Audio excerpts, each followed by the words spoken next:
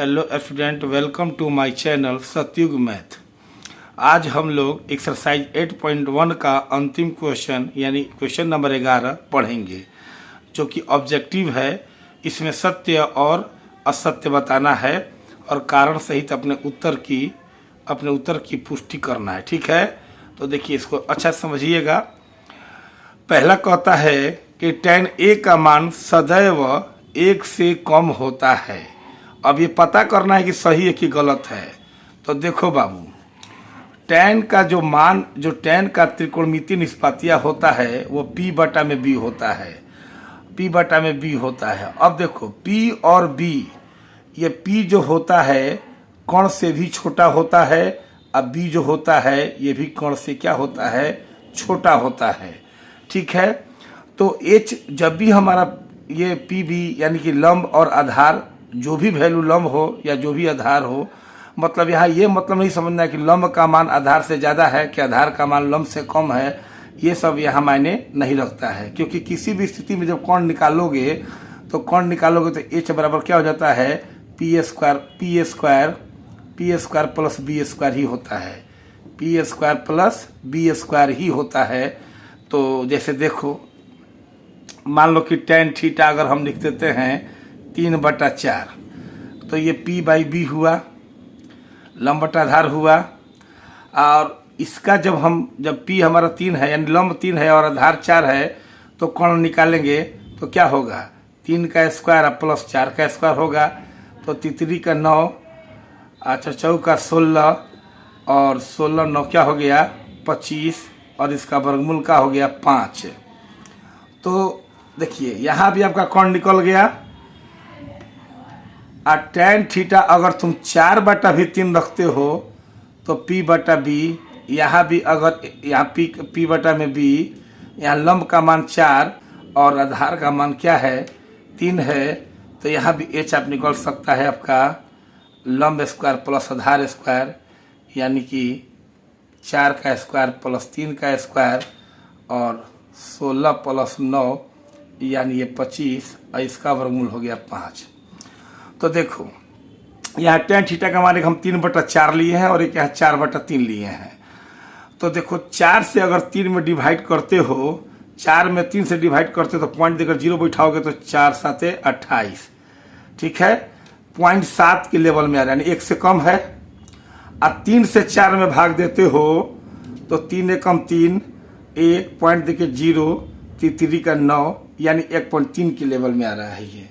यानी कि 3/4 रखा तो 1 से कम आया, 4/3 रखा तो 1 से मान क्या आया, ज़्यादा आया, यानी ये 1 से कम है तो ये 1 से ज़्यादा है। और दोनों स्थिति में हमने h निकाला तो हमारा क्या आया, कर्ण यानी 5 ही आया, कोई दिक्कत नहीं हुआ। अगर tan थीटा का मान अगर तुम 1 भी रखते हो तो 1 के नीचे 1 छिपा रहता है, तभी तुम्हारा कर्ण निकल सकता है। 1 का स्क्वायर प्लस 1 का स्क्वायर यानी 1 का स्क्वायर 1 का स्क्वायर 1 का स्क्वायर 1 बराबर √2, कोई दिक्कत नहीं है। यानी 1 भी रखेगा तभी कर्ण निकल जाएगा, यहाँ 1 से कम रखेगा तभी कर्ण निकला, और 1 से यहाँ ज़्यादा रखा तभी यहाँ कर्ण निकला। देखा कि हम तुम लोग को बताएं कि इसने 4 से 3 में भाग दिए, यहाँ 3 से 4 में भाग दिए तो ये 1 से कम पड़ा, ये 1 से अधिक हुआ, और 1 के बराबर भी रखा तो हमारा कर्ण निकल जाता है। तो 100% है कि जो ये tan a का मान कह रहा है कि सदैव 1 से कम होता है, जी नहीं, tan का मान 1 से कम होता है, ये गलत है। यानी 1 से कम भी हो सकता है, 1 से ज़्यादा भी होता है और 1 के बराबर भी हो सकता है। तो ये जो दिया हुआ है इसका आंसर जो है आपका क्या होगा, असत्य होगा। क्यों? क्योंकि ये बोल रहा है कि tan a का मान सदैव 1 से कम होता है, यानी हमेशा बोल रहा है कि 1 से कम होता है, जी नहीं, 1 से ज़्यादा भी होगा, 1 से कम भी होगा और 1 के बराबर भी होगा। इसलिए कथन जो है इसका क्या है, असत्य। कारण देना होगा तो लिख सकते हैं, क्योंकि tan का मान 1 से ज़्यादा, 1 से कम और 1 के बराबर भी हो सकता है।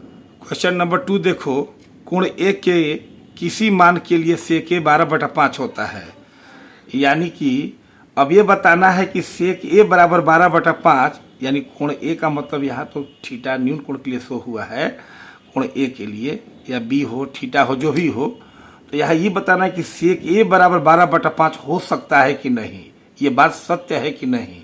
तो देखिए सेक होता है कॉस का उल्टा, कॉस होता है आधार बटा कोण, तो सेक हुआ कोण बटा में आधार, सेक क्या हुआ कोण बटा आधार, और ये दिया हुआ है 12/5, तो कोण का मान यहाँ लिख देते भी हैं, सेक ए बराबर दिया है 12/5, तो कोण का मान 5 है और आधार का मान कोण का मान 12 है और आधार का मान 5 है, यानी कि कोण का मान आधार से अधिक है। वैसे भी आप जानते हैं कि समकोण त्रिभुज में जो होता है ये 90 डिग्री सामने वाली भुजा, ये जो 90 डिग्री भुजा होता है सामने वाला कोण हमेशा बड़ा होता है, हमेशा ये भुजा बड़ा होता है। यहाँ भी बताया मैंने कि लंब कोण से छोटा यानी कोण बड़ा, या आधार कोण से छोटा यानी आधार बड़ा, कोण बड़ा, तो हर स्थिति में कोण बड़ा होता है।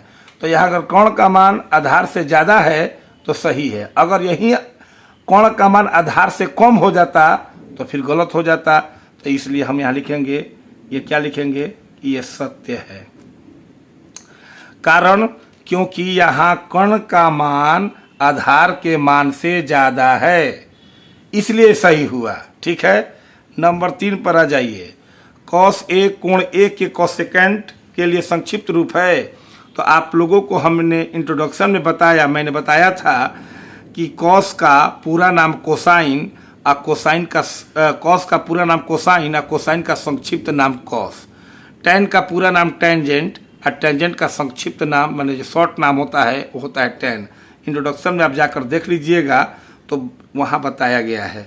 तो यहाँ कॉस ए कोण ए के कोसेकेंट के लिए संक्षिप्त रूप है जी नहीं, कॉस ए जो है यहाँ कोसेकेंट नहीं कोसाइन का संक्षिप्त रूप है, इसलिए आपका ये क्या होगा असत्य, क्योंकि असत्य है। क्योंकि लिख लीजिएगा आप, क्योंकि कॉस ए कोसाइन का संक्षिप्त रूप है। ठीक है, यहाँ कोसाइन होता तो ये सही हो जाता, क्योंकि कोसेकेंट जो है उसका संक्षिप्त रूप कौशिक होता है, समझें।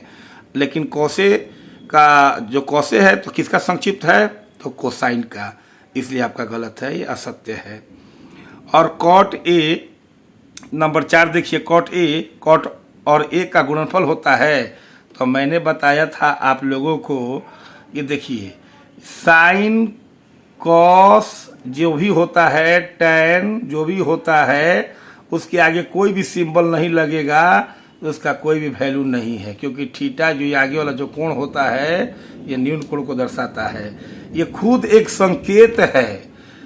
साइन संकेत नहीं है, साइन के आगे जब भी कोई एंगल लग जाएगा, कोई भी न्यून कोण ए बी सी डी जो भी हो, तब ये सिंबल बन जाता है, एक संकेत बन जाता है, न कि साइन गुणे ए इक्वल टू साइन ए जी नहीं, ये गलत है, नॉट होता है। साइन और ए का गुणनफल साइन ए नहीं, गलत, साइन ए खुद एक सिंबल है, यानी कि ये भी आपका क्या है असत्य है, क्योंकि कॉट ए एक स्वयं संकेत है कारण में, क्योंकि कॉट ए एक स्वयं संकेत है।